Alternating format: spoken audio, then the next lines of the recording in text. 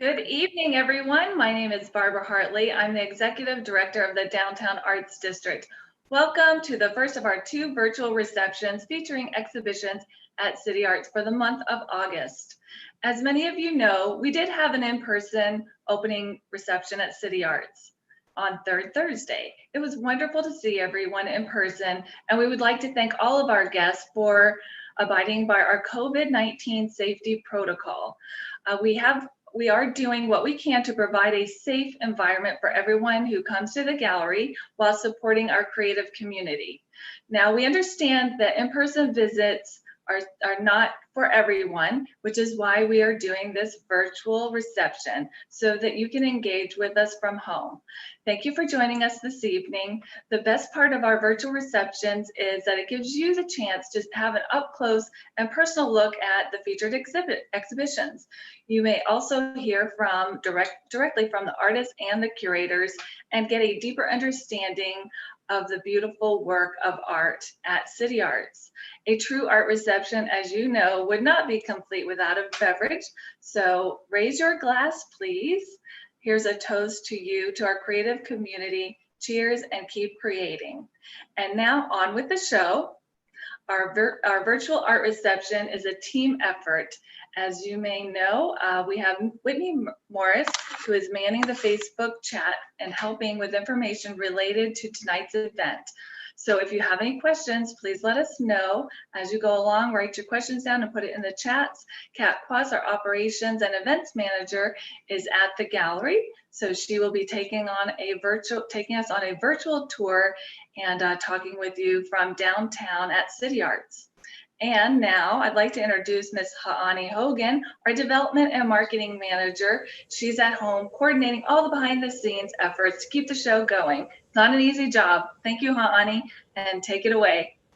Hi, Barbara. Thank you so much. Also, fun fact for everyone at home and also our artists on Zoom, this is the eve of Barbara's birthday. Oh. So it's her birthday tomorrow. So yay, happy eve of your birthday, Barbara. Thank you. And we'll be back on my birthday. I know. So special. I'm excited about our Fusion Fest dinner. I know. Fantastic dining. That's going to be super fun. And that's tomorrow night too. So, all right, let me get started. Thanks, Barbara. You're awesome. Thank you. We'll see you later. Bye. Bye. So hi, everyone. As Barbara said, I'm Ha'ani Hogan. I'm the Development and Marketing Manager at Downtown Arts District. I'm so excited to be here with you.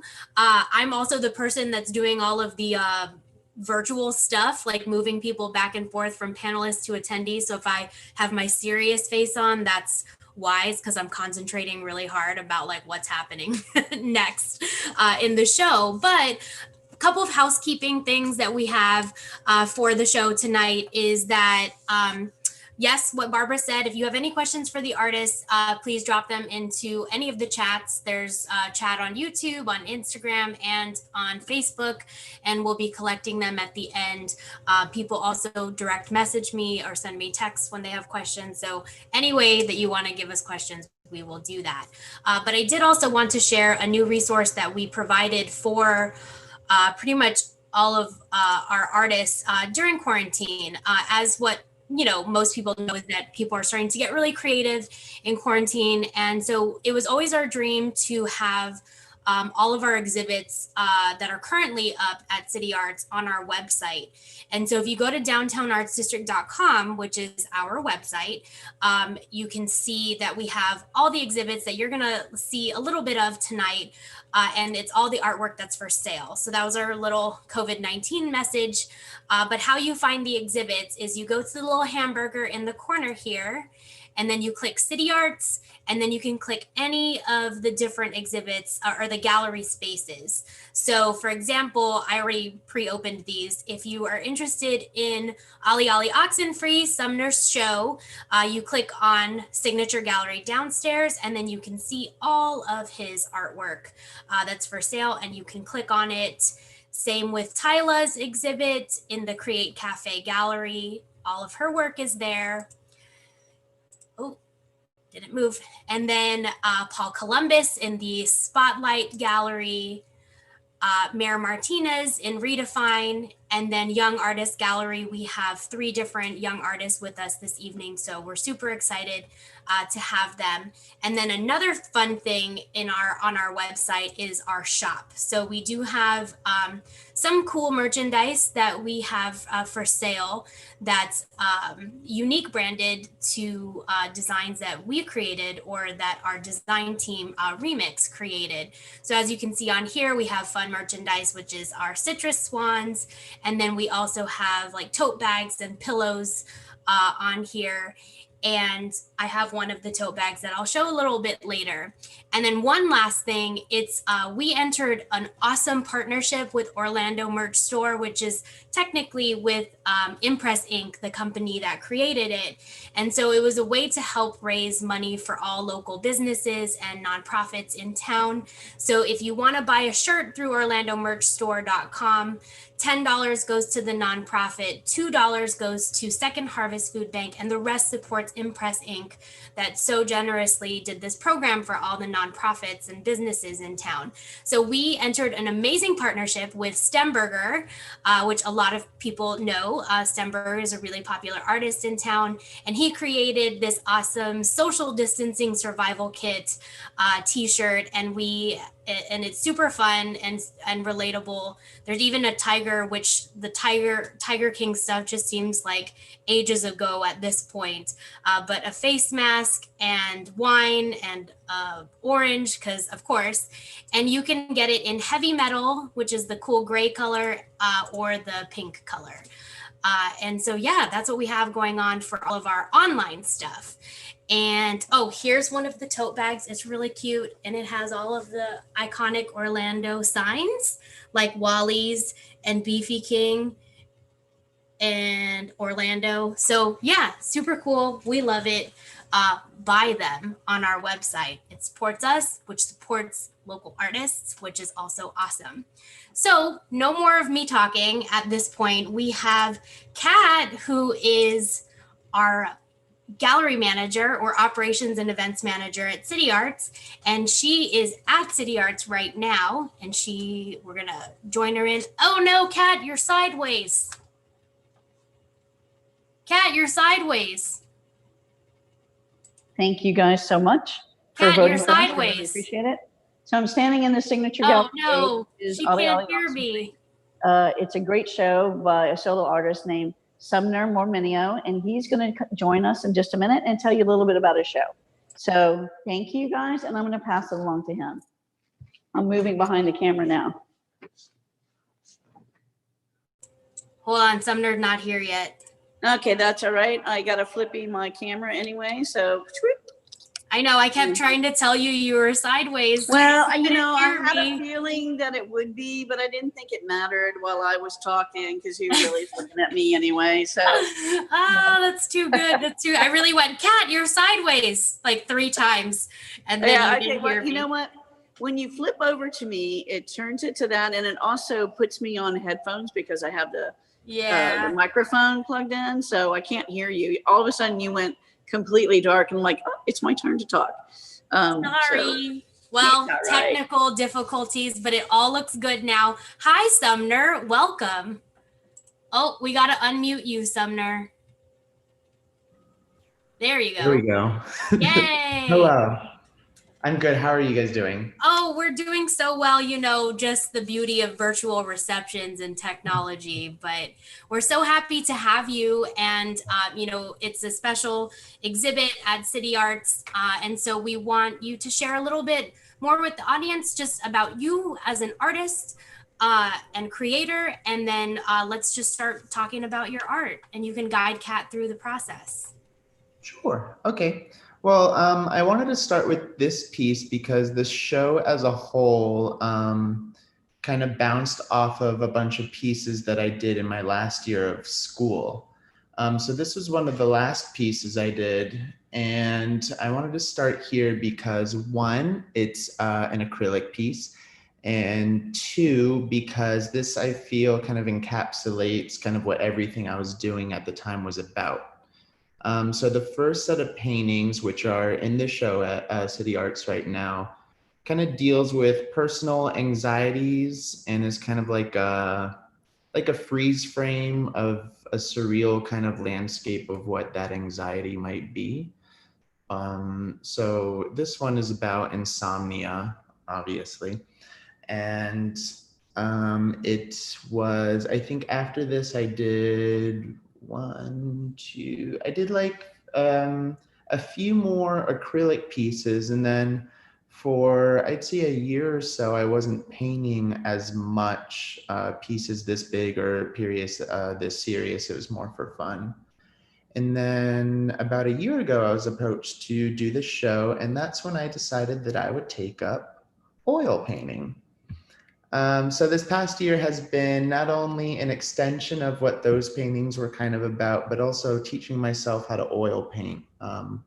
But moving into this new series, I didn't want to focus on so much personal anxieties or anything like too personal. I kind of wanted to branch out into maybe tropes and archetypes and psychology or I guess surrealist themes and move that into a more universal feel or something that other people can place themselves into more immediately than just seeing me. So I guess I'll show, let's move on to, um, let's go right there to the narcissist with the blue guy, the orange guy. Yeah. So this was one of the new oil pieces I did, which plays into the theme of Ollie Ollie Oxenfree. And the reason I decided to call the show Ollie Ollie Oxenfree is the show deals a lot with body language and the sense of using that as a kind of groundwork for communication rather than verbally speaking. And I hope that the pieces that I've done communicate that. So here we see a guy pulling a lover or someone in for a kiss, but we also see him covering the mouth. And I wanted the pieces and this kind of truth through body language to be something that you found or came to the sense of truth after looking at the pieces for a little bit. So for this piece, for example, first glance, you would see it's two lovers or whatever kissing. And then once you kind of spend some time with it, you realize he's being pulled in and he's also covering his mouth. So that kind of push and pull of what something might be and what something actually is. Hope that made sense. I think it made sense. So moving on from there, let's go to the hands. Try not to break it. It's on the other side of that wall. Yeah. So along with these kind of psychology archetypes, I also wanted to express the fragility of what the body could do through saying something. So this piece is not only about religion or being tied down by religion, but it's also showing how fragile just an idea could be and how easy it could be for the human mind or even the human body to break out of that idea or any idea. But the psychology behind it or the idea behind it is what's really weighing someone down. So again, it's just referring back to how the human body could, quite literally in this painting, could, just by breaking out of that quote unquote bondage of the religion, metaphorically speaking, is, breaking out of this mindset. And then stemming off that, if you want to go to the right to hide and seek. So this past couple, I think, were a little more layered in meaning, and I could go on for a lot longer, but I think this one, I also wanted to, create a piece that was borderline campy, borderline fun, borderline just gets the point across directly. So this is a faceless man. I think this is one of two, which are the only self-portraits I decided to do in this newer series.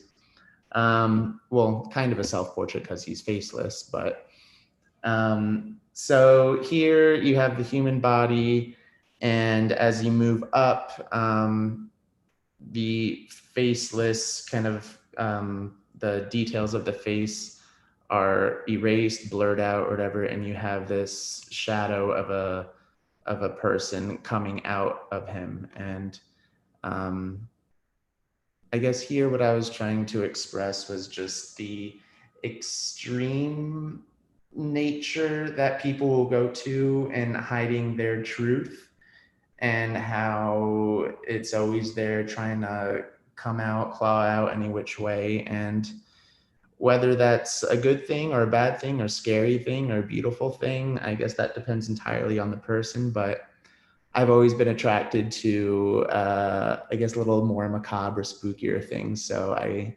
that's why the aggressive nature of this comes, in the more of the shadowy hand comes out like that. After that, I guess if you want to go to the empath there at the end with the light above his head.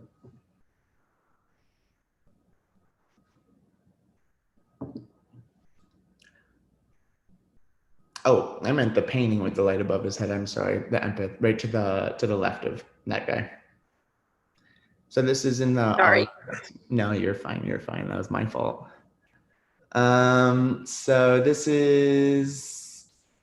was the first painting I finished in the series, and it's maybe my first, or maybe it's tied with my favorite pieces for this newer series. And it kind of plays on the piece a couple pieces over, the Narcissist, with the two men kissing. And I wanted to kind of touch on these two archetypes of psychology characteristics of people. So the other one being a narcissist, this one being the empath.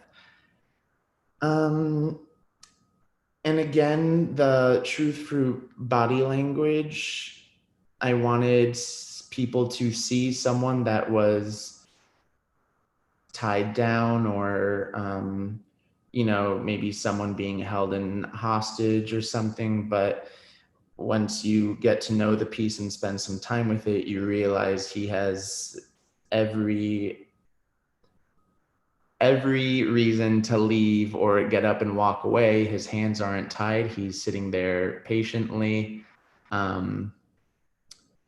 And this piece does not have to do with having an idea, because there's a light above his head.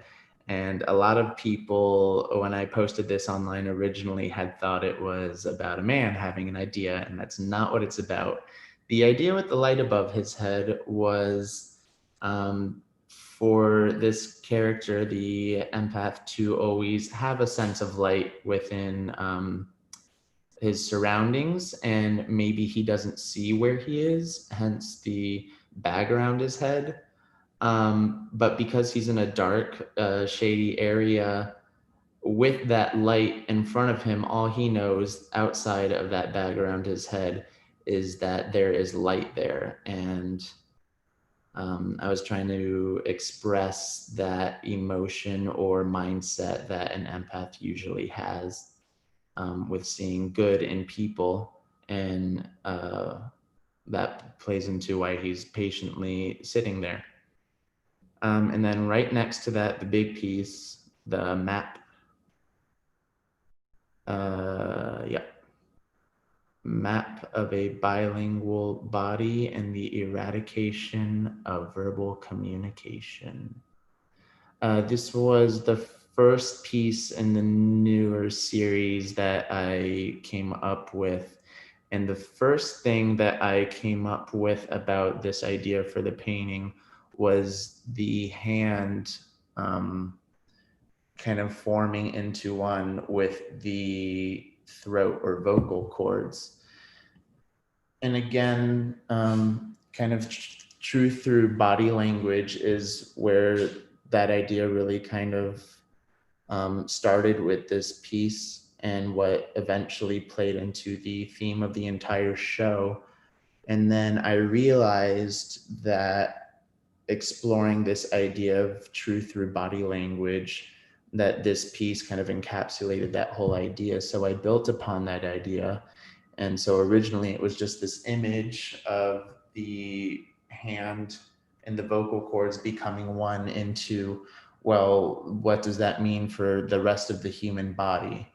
And so that's why I decided to zoom out of that one image and show the entire body and explore what different parts of the body are meant for. So that's what the kind of color-coded regions of the body are for.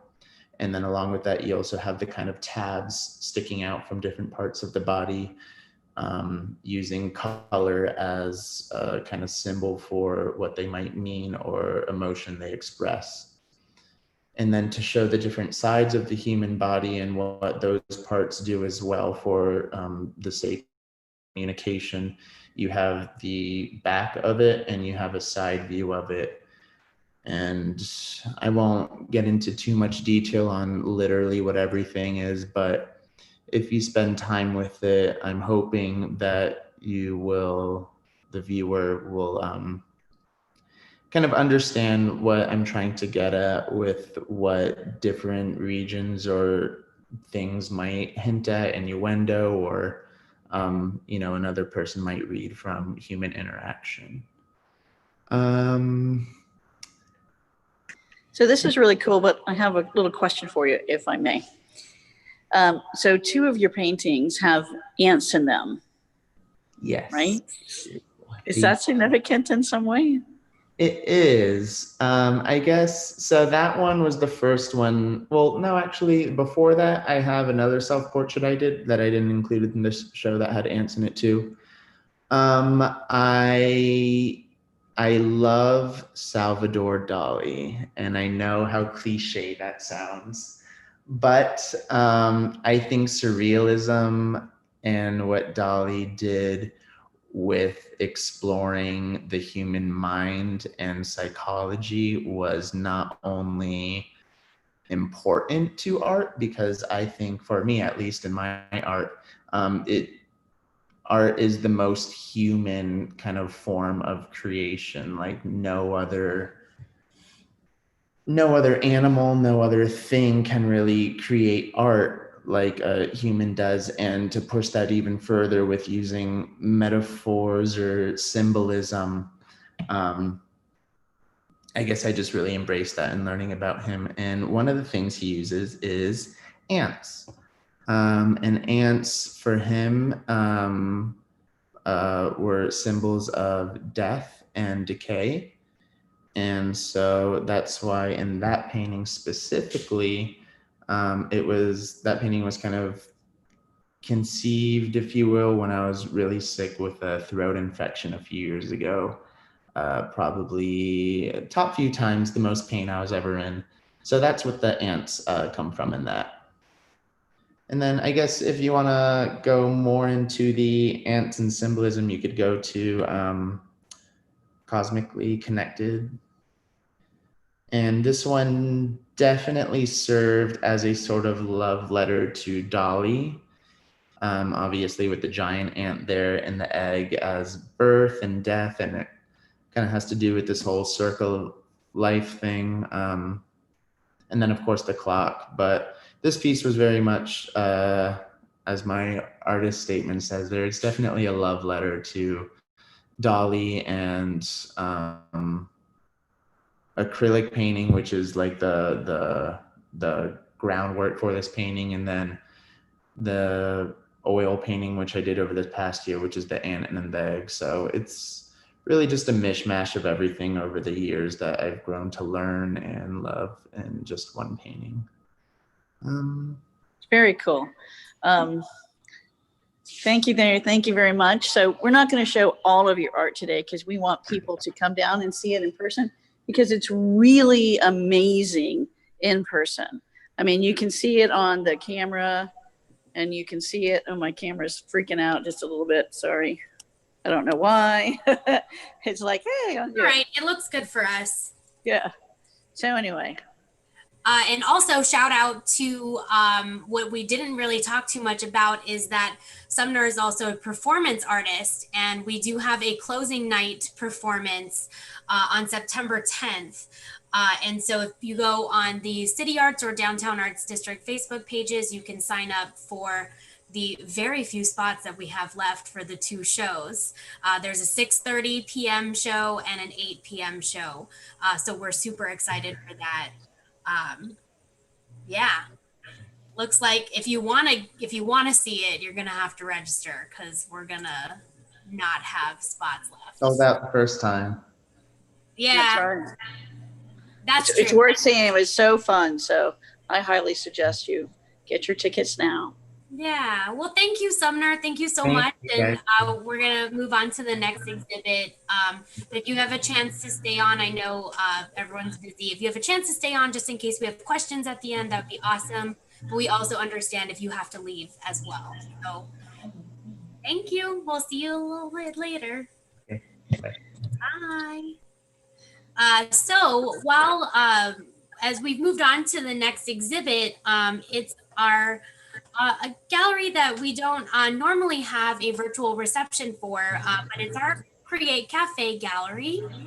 And so Tyla is the artist in this exhibit, and she unfortunately couldn't join us this evening, but I am more than happy to read her artist statement while Kat pans through all of her different works. Here we go. So Isolation is the title of the exhibit by artist and videographer Tyla.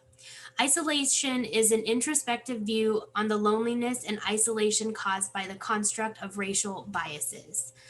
The year 2020 has become a year of revelation for Black people. We are told to forget the past and to move forward.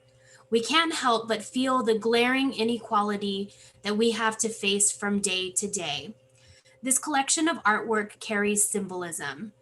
I chose to capture the aspects of us that are punished for, or that we are punished for. Our hair, our clothing, our skin, where our existence is a crime in itself. Symbolism presents itself in every aspect, from the cityscapes that a lot of us inhabit to the outstretched hands of hoping. Hoping for what? Well, it's for the audience to decide. Each story is different and equally relevant. The images are left in black and white so that the viewer is forced to see this subjective moment. What has happened in the past is still ever present in our today. With our movement and determination, it does not have to be our future. It is my hope with these images to inspire empathy amongst all walks of life, to inspire introspection and courage to move us forward powerfully. So yeah, Kat's still in the exhibit now, and you can check out Tyla's exhibits on our website, like I said earlier, and it's in the Create Cafe gallery. So while Kat moves on to the next gallery upstairs, I'm gonna hide her video for a minute there. Now you can see me. Hi, everyone. So what's super cool is while Kat gets set up for the next gallery, I'm going to tell you a little bit about our next space. So we're so grateful for Tyla, and hopefully we can hear from her at a later date to tell a little bit more about the exhibit. So next up is the Mahesh Shada Family Trust Spotlight Gallery. It is a dedicated gallery space to support working artists. Spotlight artists get one solo show in the Mahesh Shada Family Trust Spotlight Gallery for 1 month, then wall space in the Spotlight Hallway for the whole year. The artists currently featured in the Spotlight Hallway are Pam Loudon, Joshua Garrick, Stemberger, Erica Sobrak, Jaime Parra, Roberto Gonzalez, Jabon, Paul Columbus, Jennifer Friedland, and Mary Bell. Also, shout out to Dina Davis and Damon DeWitt. They were also Spotlight artists in our last year. But unfortunately, our current Spotlight artist, it's Paul Columbus. He could not attend because he had to work this evening. So he very nicely showed up to CityArts today to record an artist talk with Kat. So I'm gonna play that video now for everyone.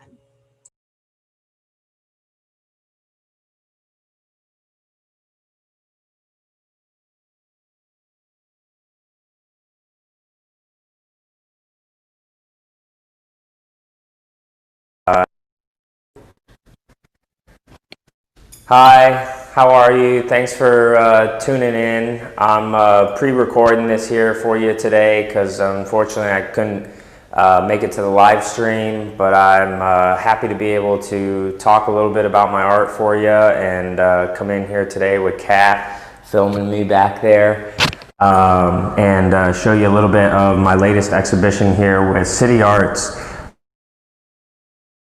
The Cure is Love. And so a little bit about the name of the show. Part of my story with art is getting into art through my father's terminal diagnosis with illness and his passing. And part of that process, the cure is love.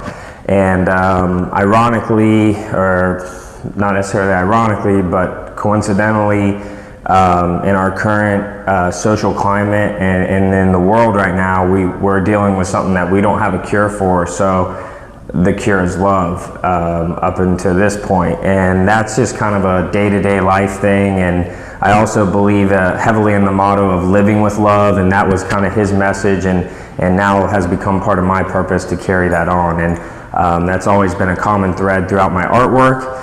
And I want to show you a little bit about this show. And this is the character. I developed him in 2014 when I first started painting, and I wanted a character that I could quickly throw up or throw into paintings if I wanted to demonstrate some sort of message or some sort of deeper meaning, or speak a little bit louder to the audience about something specific. And it kind of, one of the first artists I was heavily inspired by was Jean-Michel Basquiat, and his ability just to use simple elementary elements in his artwork to express really deep and thoughtful meanings. And so this character often tries to do that in the paintings, and then I often just do the character very simply just because he has a really cool aesthetic to him. But here you go, case in point. This is a documentary piece, in my opinion, of our current time and climate, and this piece is called Watching the World Burn on a Sunny Day.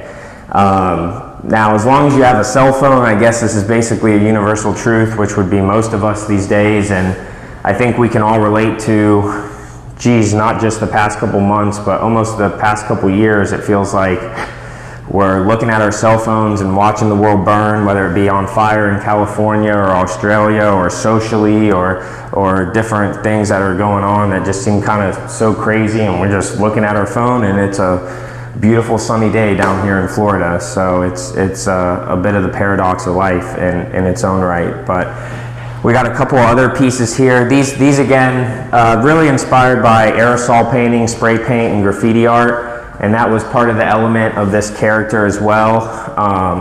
So it's fun just to do him simply sometimes without a deeper meaning, as you'll see in these pieces on this side of the room.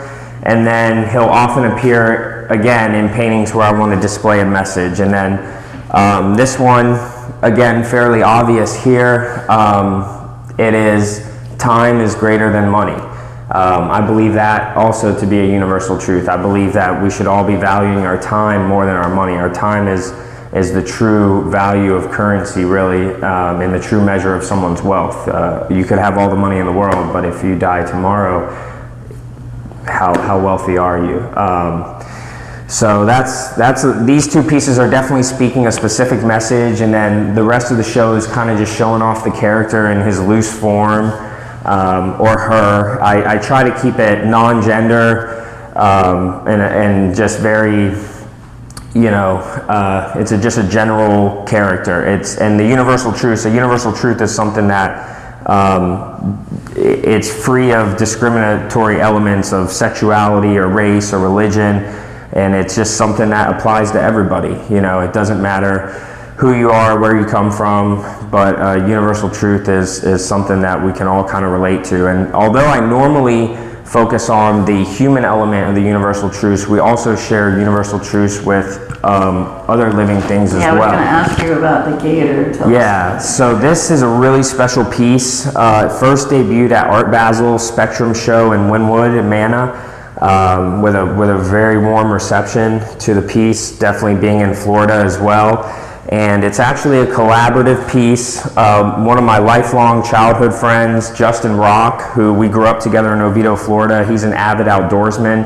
And getting together with him last year on a fishing trip, we were having some beers in his barn, and I look over and I said, you know, I'm going down to Art Basel in a couple months. I might need one of these bad boy gator heads here to paint and bring down there. And long story short, he was nice enough to finish putting one together in time and bring it down to me.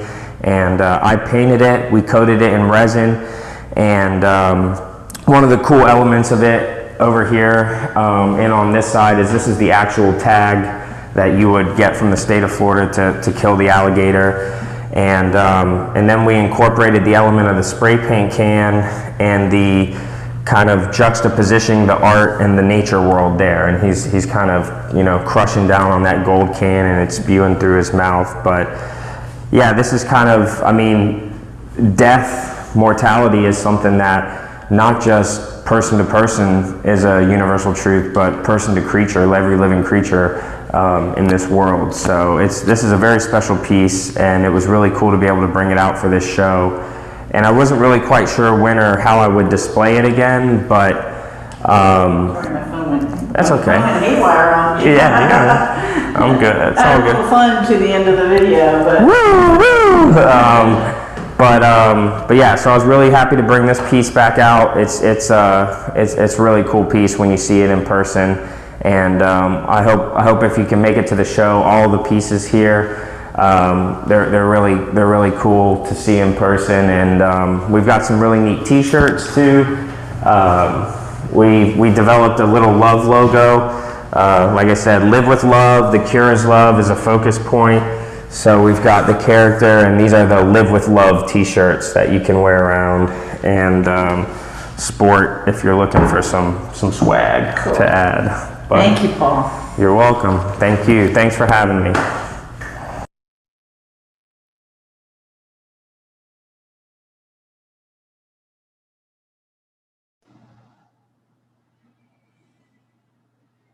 Oops, I forgot to unmute myself. All right, so Kat is set up in the next gallery space. Hey, Kat, where are you?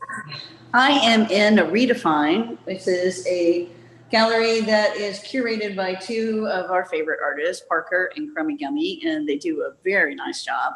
And this show is called Fractured, and it features an artist, Mia Martinez, and she's amazing, and she's done so much. I'm just always overwhelmed with her stuff, but I'll let her tell you about her art because I'll just be a fangirl. Yeah, thanks, Kat. Oh my God. Well, yeah, this is my show Fracture that's curated by the lovely people at Redefine Arts, and I was really excited to have this solo exhibition with them. So I'm going to just tell you a little bit about my concept. So background on my work explores structural power dynamics that breed dominance and aggression based on gender, ethnicity, and sexual identity within our society. The culturally enforced binary system of gender constrains self-expression and exacerbates violence. There's no peace or equality within the animal world, and humans have societal rules that govern our interactions, but the constant grappling for power remains under the facade. The patriarchal exertion of power manifests in domination and enforces a system where there's always a winner, which is the predator, or a loser, which is prey. So the small bodies are restricted from actualizing their potential within this unbalanced system. So in these pieces, there's a cognitive and literal fracturing that happens within the system of unbalanced power. It relies on the breaking of the other to succeed. So the hand cutting of the pieces is very crucial to my process. It reduces the figures to objects broken off from their larger whole through non-consensual departure by being forcibly cut out. The violent act of stripping their figures from their context mimics how power can be given and taken away. The figures become vulnerable, naked objects in the outside world. So with these pieces, I always hand cut my work on wood, and I really enjoy the physical process of cutting them out. I think that ties me kind of very intimately to the work itself. So there's something very physical about the creation process, and I like being there with it like every step of the way. And then the painting in contrast, it's usually very detailed. And I use a lot of like layering with very, very fine detailed brushwork. And I kind of like the yin yang balancing of the hard edge that's created through something that's violent versus the very sensitive way that the surfaces are treated. But yeah, that's my thought process behind this show. I love the blue bunny. It's Yeah, my favorite. It's so good, but they're all so good. And so now I had a question because, so you paint them and then you cut them out, is that correct? Or do you draw them and cut them out and then paint them? Yeah, I have to kind of commit to what I'm going to make before I cut it out, because once it's cut, it's very difficult to kind of like get it back together. So I usually begin with a small sketch, which then I project onto the larger piece of wood. And then, because I like to get the gesture of the tiny sketch and kind of translate to something that's bigger. And then once it's cut, then I start prepping it with paint. And these are all acrylic, but typically I work in oil. So with acrylic, I like to layer it up in that fine texturing, which works really well for fur. But then for my figures that I paint, I typically use oil because you get a gorgeous, like glowing skin tone. Yeah, oil does have that sheen that you don't get quite with acrylic, but it's so good. And so many people come in the gallery and they love this piece. Like this is the two dogs. So why don't you talk about that one a little bit more, Mare, like just the concept and why you chose to do it? So with that piece, that has like, I guess, two names and two meanings. It's a part of, I typically work in multiples, as you can see with the rabbits. So I have like an overall arching body of work and then like subcategories. So this exists within, I guess, the chapter that is folie à deux, which in French it means like the madness of two, or like the struggle or the delusion. And that's a psychological term, but it can also be used in like a sexual sense, like when people fall in love or whatever, they're becoming mad together. But I like to use it in a psychosexual way. I think that the power imbalance that I was discussing, it takes, in a way, it takes two to tango. Not saying that the oppressed people ask to be oppressed, but it does, at some point, it does take two people or two parties to agree to be submissive in a way. And a lot of my work deals with like the alternative ways that people can access power. So when people are willingly performing in a system of power that's highly imbalanced, say within like a patriarchal system, there's going to be misogyny or whatever. It's a really unhealthy power imbalance where both parties end up being kind of caught in a destructive force, and there's really never going to be a winner or a loser. It's just going to be a continual system that ultimately harms all parties. So this piece is a part of a trio currently. So I have another set of dogs that are fighting, and then it's paired with two figures that are fighting. And that was like previously shown at, I think, Nailed It at CityArts. So, and I like to make with the figures typically like an Ouroboros type shape, which like references infinity, and then it's like a constant entanglement. And then this piece, in contrast with the rabbits, it's the more definitive aggressor, but it's there's a lot more action behind it versus like the quietness of the rabbits and the delicate brushstroke. But even though this is more charged with like aggressive energy, I think that they counter each other well. So I like to view the pieces in relationship to each other. Cool. Thank you so much for sharing with us. It's interesting to hear your thought processes. Yeah, thank you. I'm so excited for this opportunity. And it was really great seeing how many people showed up for the opening. Like, I'm glad that you guys are keeping the arts alive and well in this difficult and really just honestly bizarre time. So yeah. And you're going to have a show on September 1st, right? In Oh, yeah. Yeah. Can I talk about that? That's plug that absolutely. Absolutely. Please. Okay, well, yeah, the opening will be September 4th at Fabo. CityArts gave us a show and I curated it. It's called Solitude, and it'll be featuring the works of 5 artists, which is Leo Cordovi, Paula Camacho, Loren Malul, Rex Hammock, and myself. So please come stop by and see us. It's the theme of the work. It's all about small pieces that are kind of looking inward, but still have the ability to hold the presence and like mental space of something that's much larger. And I think that when you're creating work, size really matters, and something that is small scale has it can have like a very strong emotional impact, and it's not limited by its size. So yeah. Yeah, that's awesome. Sorry, I thought I didn't unmute myself for a minute there, and I was like, oh, long pause. But yeah, no, we're so excited to have you participating, Mare, and thank you for your kind words about Third Thursday.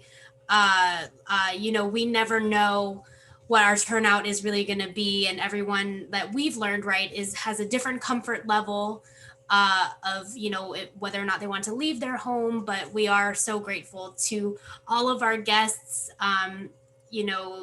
Who came out, especially when we know that previously our shows had like 1,000 people come through on opening night, right? And so now we're navigating this crazy time, but we're still having amazing turnout considering we have a pandemic. And it's just been a really great experience, and so many respectful people as visitors at the gallery, which is helpful for us as a team to continuously feel empowered to continue doing programs. So, I mean, generally the arts community is really wonderful, but you never know what's going to happen and what attendance you have. So thank you equally for, being an artist that we work with a lot. And so we're excited. Thanks. All right, can't wait for the next one. Yeah, we're ready. We're ready for the next one, and we're also ready for the next exhibit. So, Mare, I'm going to say bye to you now, and I'm going to bring Jean-Claude in. So, bye, Mare. See you later.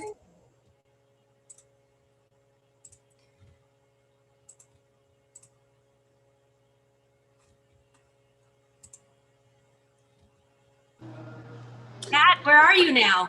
I am standing in the Young Artist Gallery that is generously sponsored by the Orlando Magic, and has been for many years. We're super grateful to them for that. And so this is generally curated by Jean-Claude, and it's artists between the age of 15 and say 21, 25. A lot of them from high school, a lot of them from UCF, and we just love it so much. And we have a few of them with us, and we also have Jean-Claude, so let's talk to them. Hey, everybody, can you hear me? Yes, we can hear you. Okay, cool. I was having trouble earlier, so I had to switch to my phone. So I'm just going to talk a little bit about myself in the art gallery, and then I'm just going to leave it off to the artists to talk about their work. Hey, everybody, my name is Jean-Claude Roche. I am the YAG Gallery curator. The YAG Gallery is centered around showcasing young, emerging artists from around Central Florida. We usually feature around 5 to 10 artists at a time and showcase a range of artistic practices like paintings, photography, digital art, printmaking, sculpture, and much more. The current exhibition is called Adjacent Style, which consists of 7 artists showcasing a variety of pieces in their own particular style and subject matter. And we have a few artists right now that they could talk about their work and go a little bit more into depth about their practice and stuff like that. So who's ready to talk right now? We can start with McKenna, actually. McKenna, yeah. Yeah, let Sure. me welcome McKenna in. It'll take just a minute. She's coming. Hi, you're muted, friend. Hello. Hi, welcome, McKenna. Thank you. Glad to be here. Yeah, so why don't you tell everyone just a little bit about yourself, and then we'll get right into it of you walking through the different pieces in the gallery. All right, sounds good. Hi, everybody. I'm McKenna Lynn. I'm a 21-year-old abstract artist. Right now, I'm currently working in the Stone series. Behind me, we have some, but I do have one on display today. If we could just zoom in on that Stone Age piece. And this is what I'm currently working on. This is number 11 in the Stone Age. Behind me, we have number 21, it's ever growing. The Stone Age experiments with the color gray, just trying to find a new hue every day.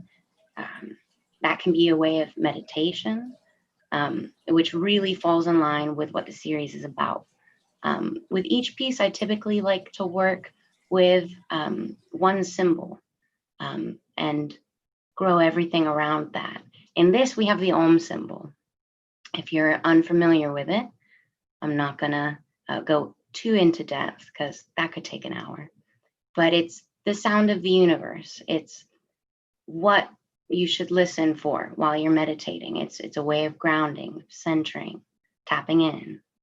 And in this piece, I have spirals, and in the top left, or top right, I'm sorry, I'm backwards. We do have a lotus flower, and a few down, we have right under the spiral, we have the path to enlightenment, which is up a little bit more, get warmer. Over there we are, the spiral with all the little waves in it. Right there. I'm a little challenged. This one. It's all right. But it's a symbol with a spiral.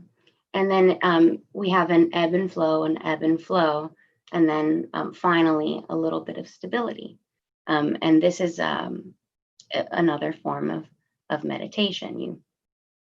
You stir around in yourself and then go outside, and there's contrast, and you have both sides, and then eventually it evens out and you have this stability. So the Stone Age is just about getting in tune to your roots, to the earth.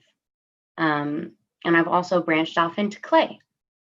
And here we have oven baked clay and acrylic, faux leather. Faux is the way to go. We don't kill animals here. And each has certain symbols. If you zoom in on Virtues 3, I think that's a great starting place. Each one of these symbols, they're angelic Zebu symbols, and it's spiritual, but it's non-denominational. These are universal angelic symbols. And on this one, we have 3 virtues that I like to live by. At the top, that symbol is finding peace in the present moment, thriving in the present moment. Under that, we have patience, which I think we could all use a little bit more of these days. Under that, universal love, which I think we could use more than anything else. I love that Paul Columbus is the name of his is The Cure is Love, and right now I'm really focusing on universal love. So my boy and I always on the same page. If you sneak over to the other, to symbol 7, that's also angelic Zebu symbols. This little hanging black figures. Again, at the top, we have patience, transition, thriving in the present moment, self-nurturing, the beacon of hope. There's so many. If you just do your research, you'd really enjoy it. I like that you have some that for every little something for everybody. You have the large chakras if you wanted to purchase that. Yeah. Then you go down to your medium ones, which is really cool. And then the small ones. And then you did give us one of the tried and true McKenna Lynn's that we love That's so my much. baby. Yeah. Yeah, this is the last thing I'll touch on. This is Game Boy Garden. Alice has Wonderland. I have Game Boy Garden. I'm a 90s kid. Everybody give me a little woo-woo at home if you were born in the 90s. So this is just, it's always pink background. And I like to focus on things from the 90s. We have a little ode to the Matrix in the back with 011011101. And in Game Boy Garden, we don't just focus on fun stuff from the 90s, but the duality of everything. So we have that, the Matrix cloud, and then we also have real click away clouds, as if they were little tabs that you could just close out, like it's all an illusion, you know. Under that, we have Pac-Man. We all love Pac-Man. Of course, we have the 3 elephant women. This is Beauty, Grace, and Serenity. Serenity's got the lollipop and the booty. They're just always frolicking, never worrying, always inspired. And they hang out in this dual world. So that's Game Boy Garden. We have 3 in the series so far, so keep your eyes peeled for some. Cool. Thank you, McKenna. I love your work. Thank you. Love y'all. Bye, McKenna. We'll see you later. And now we're welcoming in Kaylee Iturios. And so we'll see her in just a minute. Hi. Hi, Kaylee. Good to see you. Thank you. All right. So it's your turn. So let's hear a little bit about you, and also let's you can guide Kat through which pieces you want her to highlight and all that. We can just start from I get the left side and just move over. That's totally cool. But I am recently graduated from UCF. I'm a visual artist. I specialize in drawing and printmaking, but I do also dabble in sculpture and some painting as well. So yeah, a lot of my pieces really just come from my personal experiences, just throughout life that kind of influence my work. And a lot of them are going to have focuses on figures, just specific imagery, a lot of eyes, just as a way for me to kind of give an allegorical self-portrait to my viewers and just engage in like intimacy and stuff like that. So the larger one that we just went from is probably going to be the most detailed one, the longest process out of all of them. This is a copper plate etching. You will have like a whole piece of copper that we'll put a wax coating on that we'll call a hard ground or soft ground. And then you essentially will take whatever your kind of needle tool is and etch away at your plate that gets dropped into a battery charged bath, chemical bath for me in this process. And then basically that copper is removed and you can have a plate that you're able to ink up and then make an addition of your choice. So this one kind of took the longest just because it is very detailed and I almost went backwards with it. So all of the unclear images were stamps that I used and actually used in the ground and stamped onto the plate and exposed it kind of like a photograph, and then actually etched all of the elk that are on the plate myself. So I'm very tied to this one. This one definitely took a jumping point for me in my advancement in the whole copper plate etching process. This one right next to it here is actually a figure study that I did from a larger piece that is just right behind me. It's kind of hard to see, but from that one right there, I'm getting out of the way. But yeah, that one for me was just more of a focus on cross hatching, some line quality, and just really trying to focus in on that mark making that I could get out of the plate. So I had a lot of fun experimenting with this one. I think I got a really nice print out of it. This one up here is the same, another copper plate etching. This one actually, how it has like that tone to it with the different darker and lighter areas, we'll use an aqua tint process on there. And the first time I tried to actually learn that at class, I messed the whole thing up. It was extremely stressful and a total disaster, to be honest. My instructor, Larry, definitely took some pity on me.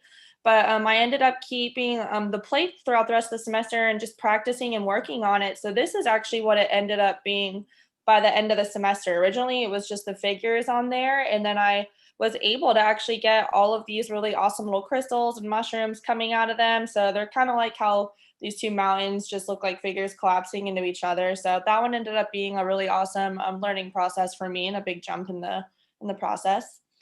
It's my fave.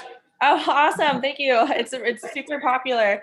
I am always kind of been interested in like things that do have like a specific kind of psychedelic aspect to them, or even just, like an optical illusion effect to it.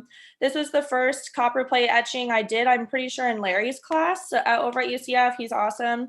It really helped push me to try and get all these different lines out of it. So the longer you drop a plate in this bath, the deeper the lines get. So essentially the darker something can appear on your print. And I just had a lot of fun with this one. I did the original sketch one day while I was just trying to brainstorm and ended up getting a really nice clean print out of it, and super happy with it. This one in the center here, I'm actually wearing it on my t-shirt as well.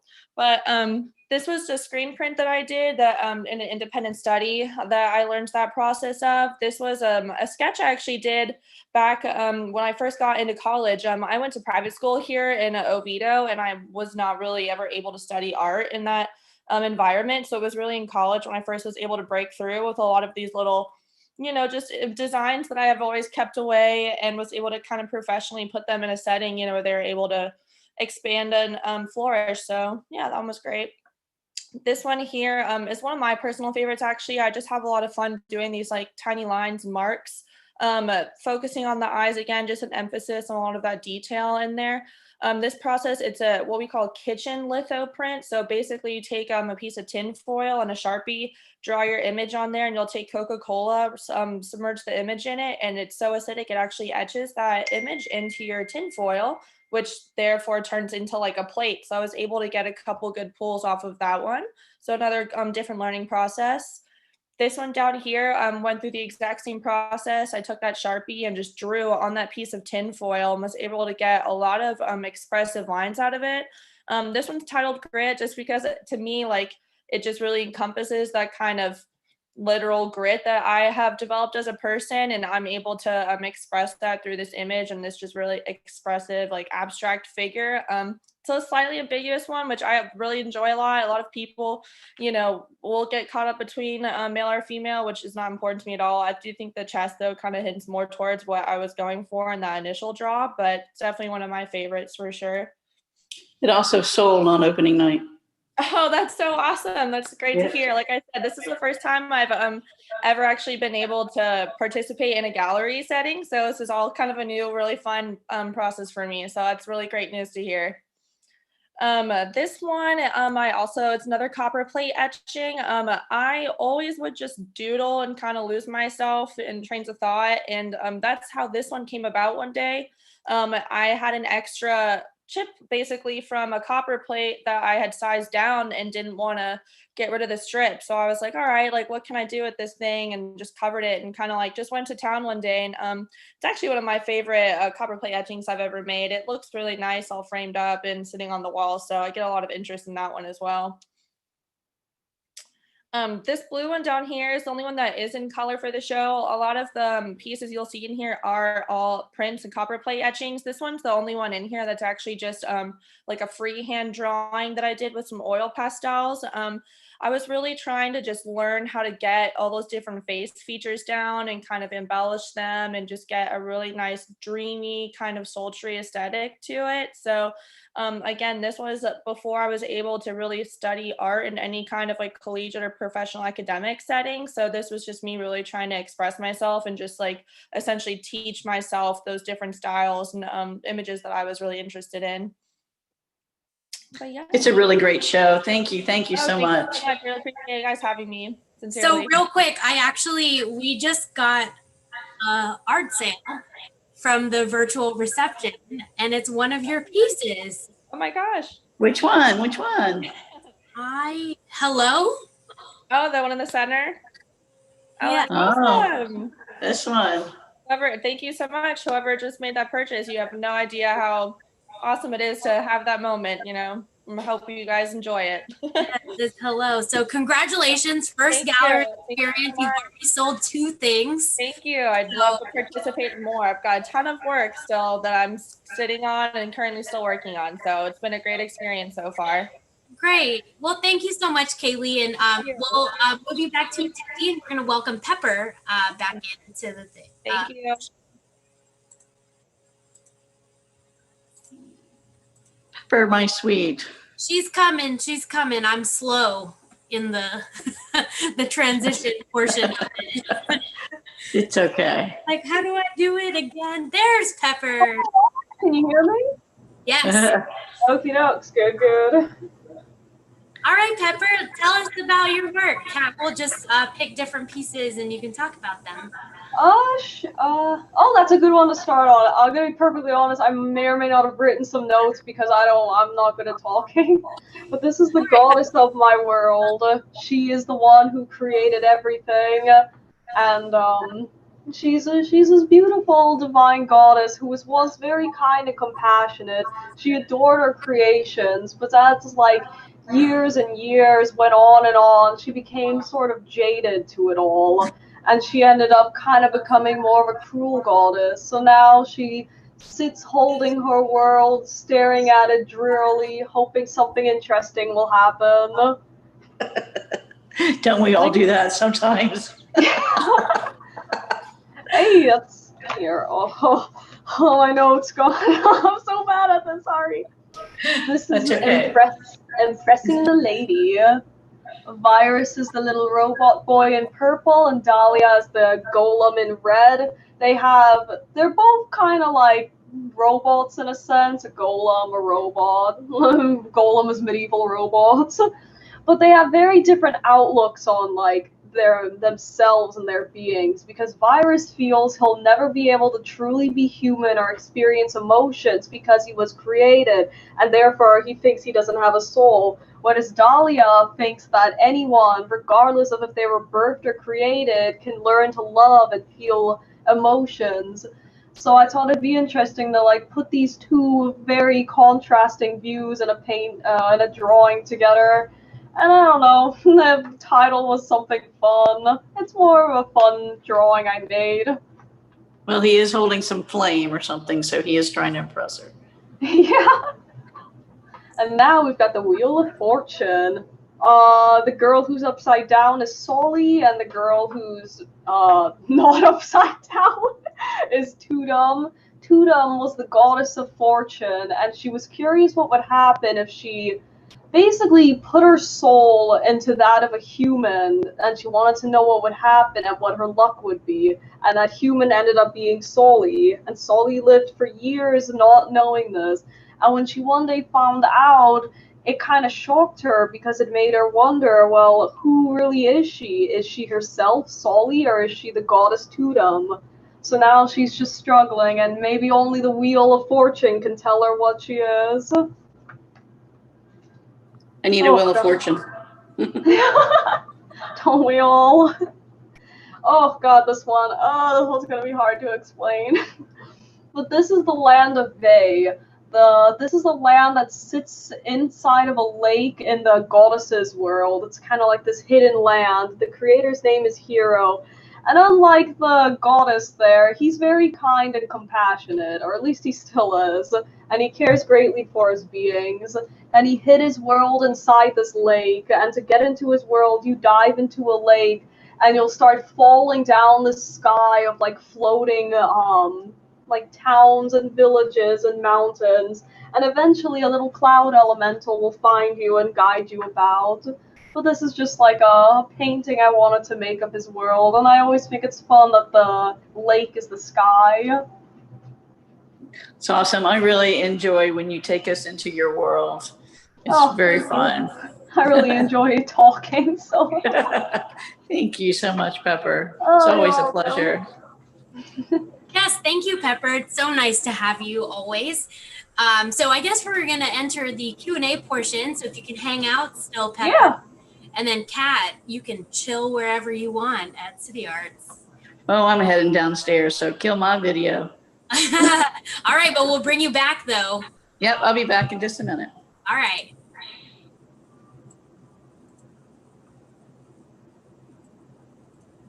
Is that point in the evening where I get really focused to move back everyone to panelists?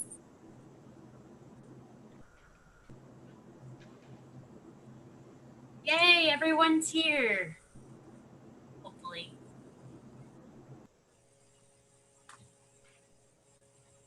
Barbara. Hi, everyone. Great job. Thank you so much for sharing this evening. I have a few questions, and I'm going to start with Sumner. So, Sumner, you talked about having the desire to start working in oils. What gave you that interest in changing, and what was that process like? I know it's a lot different than acrylic and watercolor, and it's not easy, is it? Yeah, I guess I learned on acrylic. I've been using acrylic for since I started taking it seriously since I was like 16, 17. I'm almost, next year I'll be 30. And I knew what I was trying to get at with acrylic paints. I could only achieve if I moved into oil. So while some of my older stuff is a lot more expressive, I would try and push acrylics in a way where they came off as a realism, or I would even have people tell me that I painted like an oil painter. But it still teetered in that fine line between surrealism or realism and expressionism. And I knew moving forward with this newer series, kind of departing from self-portraits into other tropes or ideas, that I wanted a very kind of crisper, glowier, and realist approach, even though they did kind of hone into a surrealist theme. So that was that. And also, I don't know, all the masters use oil, so I just figured it'd be something good to learn too. So Well, I think you've done a good job of mastering it yourself. It's fabulous. Thank you. So congratulations. Thank you. And so tell us a little bit too about the connection to the performance art and your work. So this particular one, the performance is around the art. Is that the way you always do it, or is it sometimes a show separate from the art? So my performance or grander performance piece is called The Infinite Conversation, and it's the same character, the mover, but that show has a very, it's choreographed, it's rehearsed, and it's a definite storyline, and but I do pantomime some parts during the show. For the most part, it is a definite show. Next year, we're renovating the whole thing during quarantine, so we have a lot of time to work on it. It's looking really good. But that show is very grand. It's definitely for a stage. There's projection mapping, giant moving props, a bed flies 15 in the air, 15 feet in the air. And we knew we couldn't do that at the gallery. So rather than trying to mold it or I guess take elements out of it, when we're confident that all the elements of the show are very necessary to it, I decided to do an extension of that character and kind of what he would do in this setting.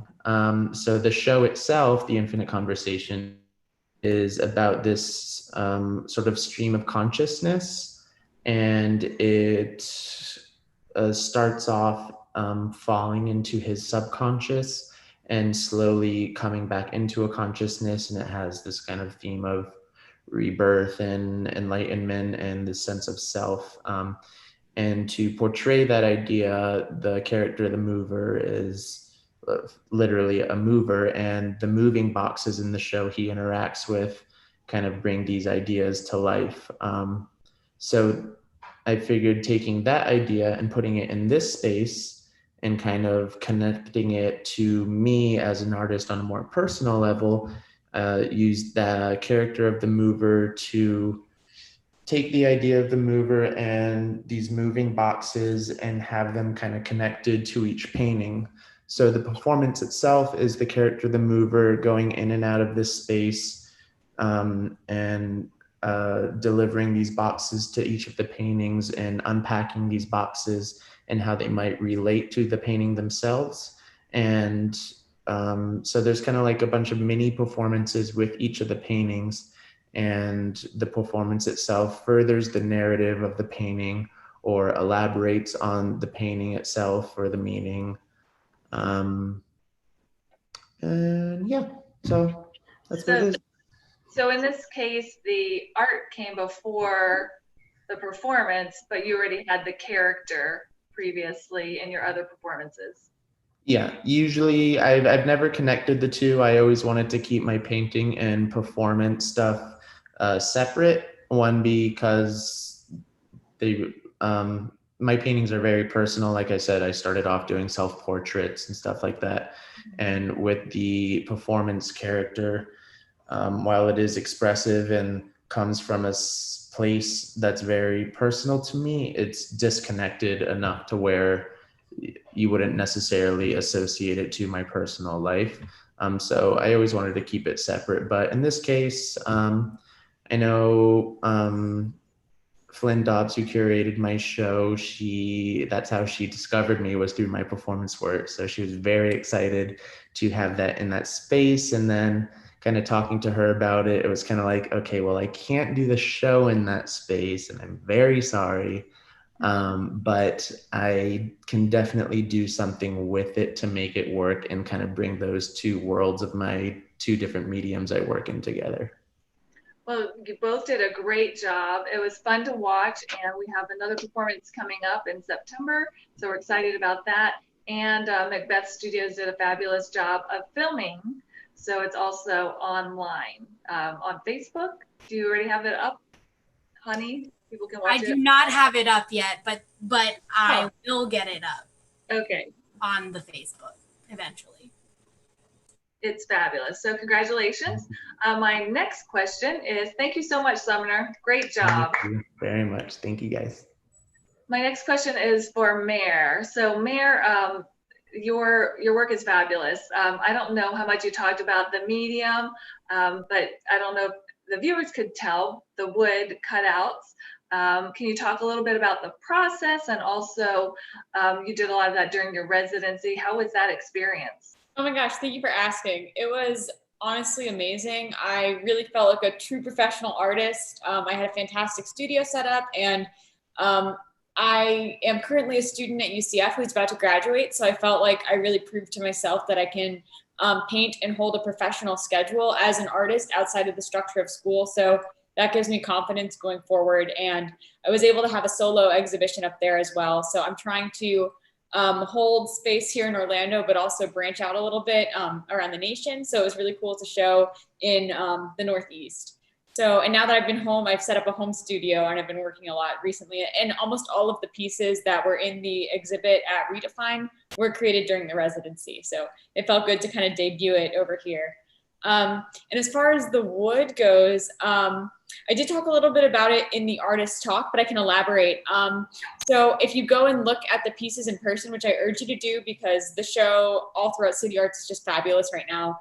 I try and leave like the wood extremely raw and ragged, whereas other people, so when I'm cutting something out, I'm creating an object. So the piece is no longer protected by the confines of a canvas. So it's something that exists outside in the real world with people that are viewing it. So you have to interact with it as an object that's also taking up your space. And I like to kind of remind the viewer of this. So I leave the edges extremely ragged and rough just to be referencing that departure from its original protection. And then, what I am leaning in towards is trying to have them come further off the wall so they cast a larger shadow.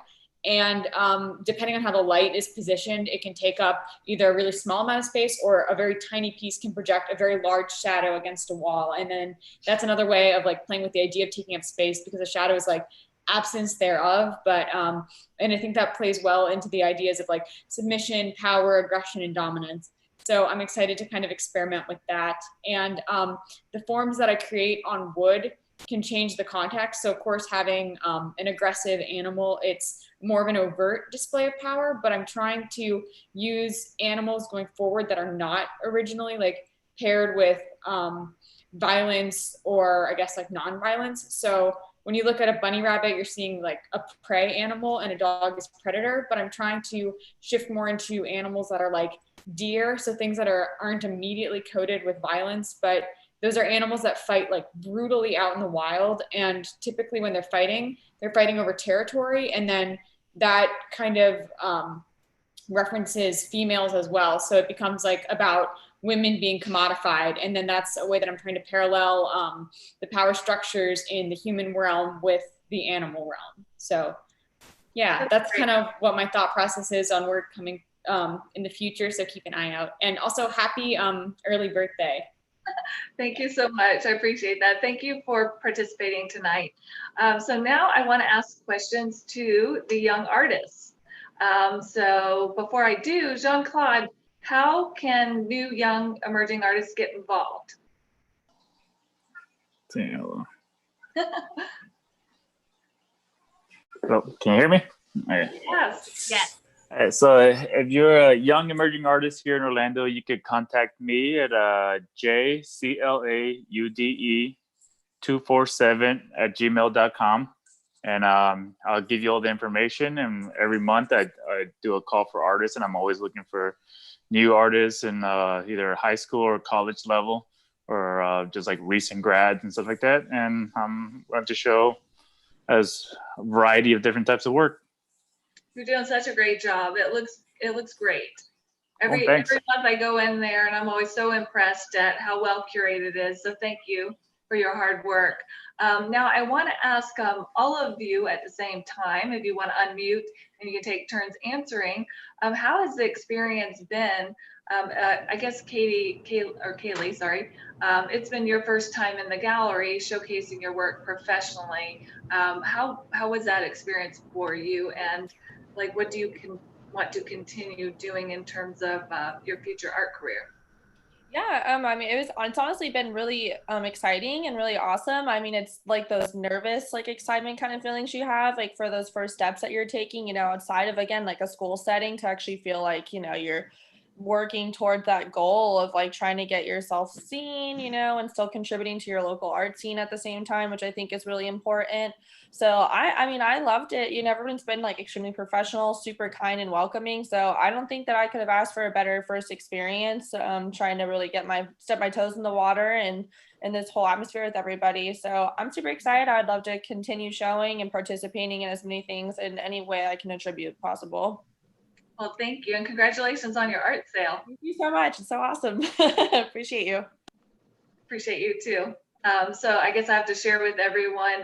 Kaylee was in with her grandma, who is my next door neighbor. Oh, this is so sometimes you have to see your neighbors at special, limited COVID-friendly events outside of the home. So that was really fun.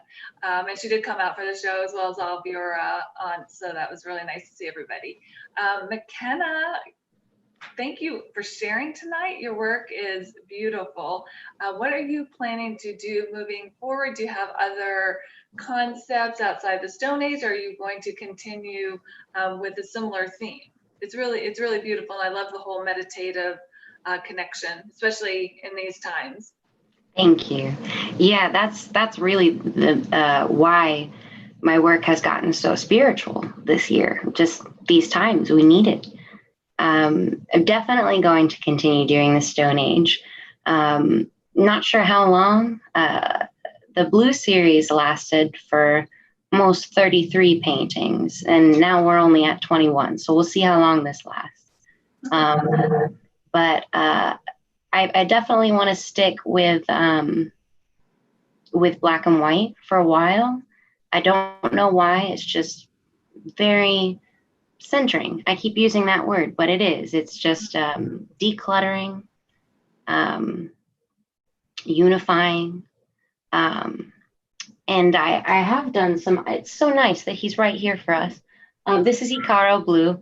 I'm also working on sculptures, turning them into paintings. So some of my favorite sculptures that I've either visited or studied, and putting them into the Stone Age with orchids, hydrangeas, so many different flowers, but they're all my mom's favorite flowers.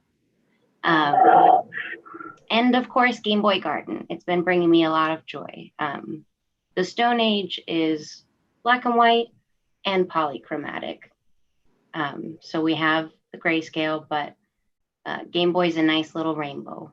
So just gonna work on bringing some nostalgia, joy to the community.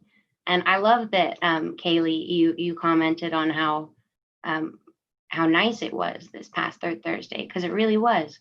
But girl, just you wait. Like CityArts brings such a nice, loving community. I can't wait to have a chance to talk to you personally. And I can't wait for you to see what it's like, because CityArts is a great home, and not just for the artists, for everybody. Thank you, McKenna. What I really love is seeing the artists learn from each other. So a lot of sharing of ideas, and just encouraging each other to learn new things and to inspire and to grow. So I really love that you guys do that for each other. And now we have Pepper. Are you still there? Hi, yeah. You did a great job explaining your art today. Oh, did I? I don't think I did. Yes, so you're getting more and more confident. You have such an imagination. It's mind-blowing. Where do you get all these characters from? And how do you get inspired to create all this magic? It's I really do tend to gather inspiration from just everything. I will just see a word and it'll just like be like that keyword for me, and I'll write down like a concept, and later on if I have like a need to make a story, I'll look through all the concepts and I'll take what I have. And it's also like certain things, like maybe I'll watch a show and I really liked a certain element that they used in there.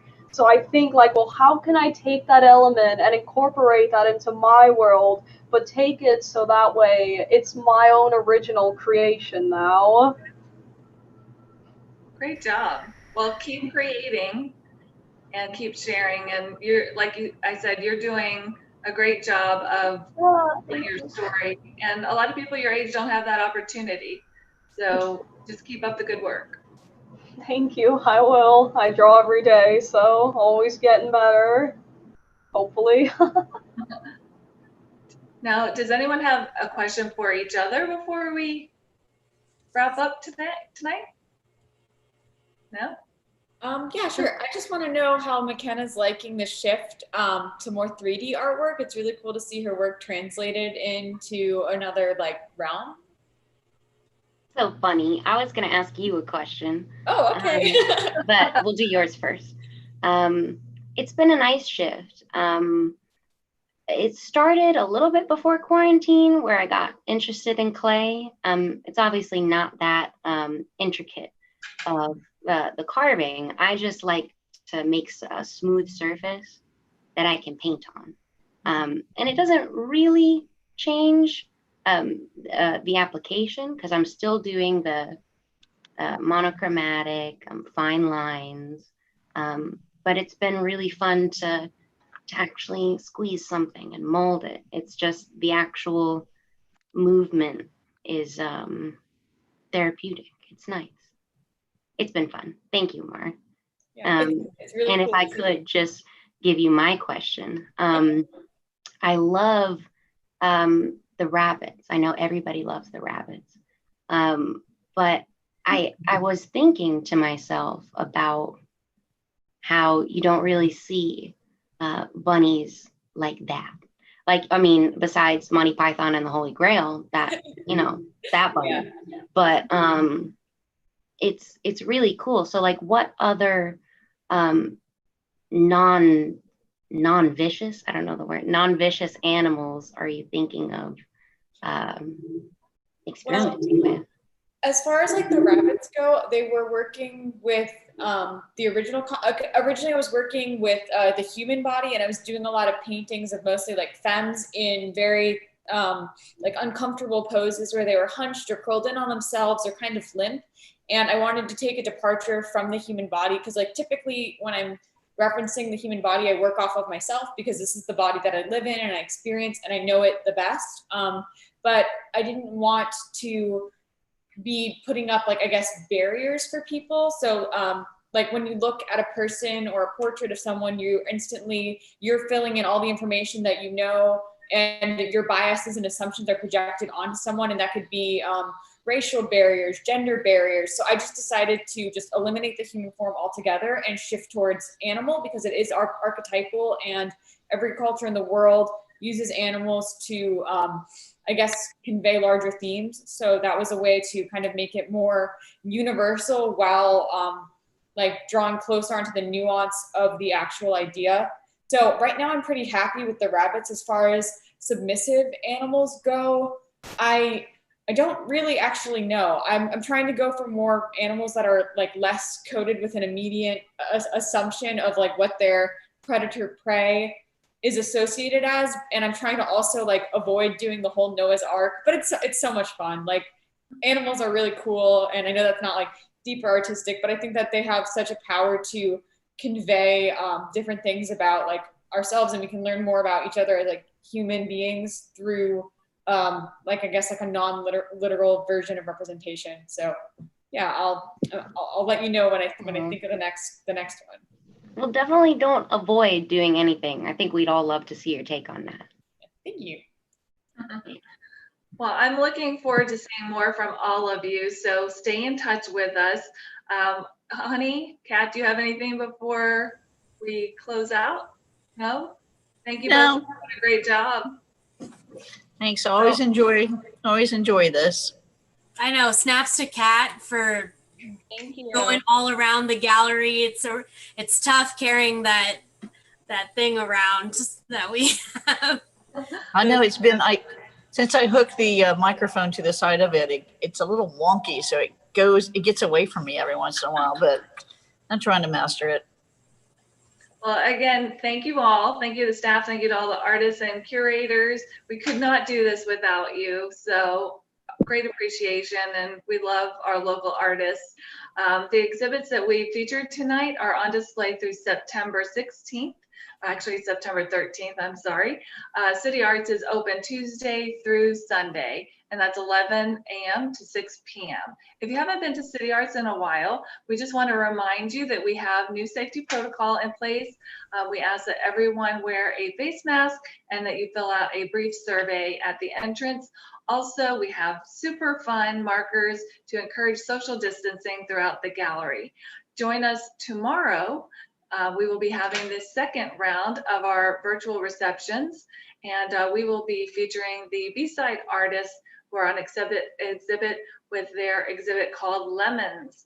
So join us at the same time, same place. We hope to see you online virtually. Before we conclude, I'm very excited about our upcoming shows in September at CityArts.